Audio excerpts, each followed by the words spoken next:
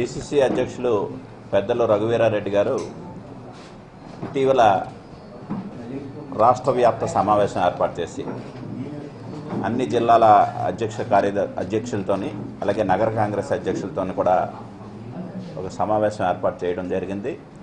అందులో భాగంగా నగరానికి సంబంధించి కమిటీలు కానీ అలాగే జిల్లాకు సంబంధించిన కమిటీలు కానీ పూర్తి చేయడం విషయంలో మాకు ఒక డైరెక్షన్ ఇవ్వడం, అందులో భాగంగా ఈ జిల్లాకు సంబంధించి ఇన్ఛార్జీలుగా మాజీ మంత్రులు కొండ్రు మురళీ గారిని, రాజా గారిని కమిటీల పర్యవేక్షణ అలాగే జిల్లా ఇన్ఛార్జీలుగా నియమించడం జరిగింది.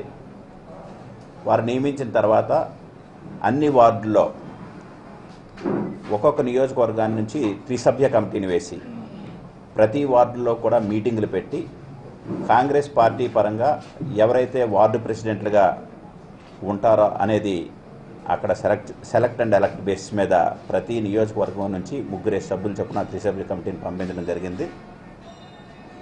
వారు సెలెక్ట్ చేసిన ఇచ్చిన లిస్టు అలాగే దానితో పాటు ఈ నగర కాంగ్రెస్ కమిటీ కూడా సెలెక్ట్ చేయడం జరిగింది.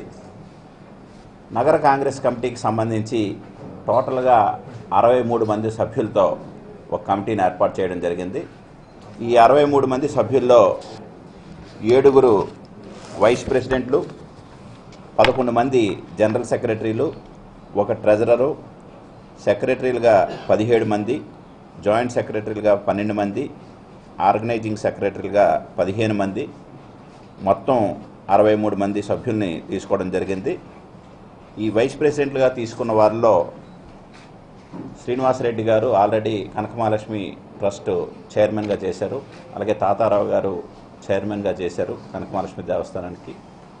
తాతాజీ గారు ట్రెజరర్గా ఒక సీనియర్ నాయకులుగా ఆయన కూడా కనకమహాలక్ష్మి దేవస్థానం ట్రస్ట్ చైర్మన్గా చేశారు.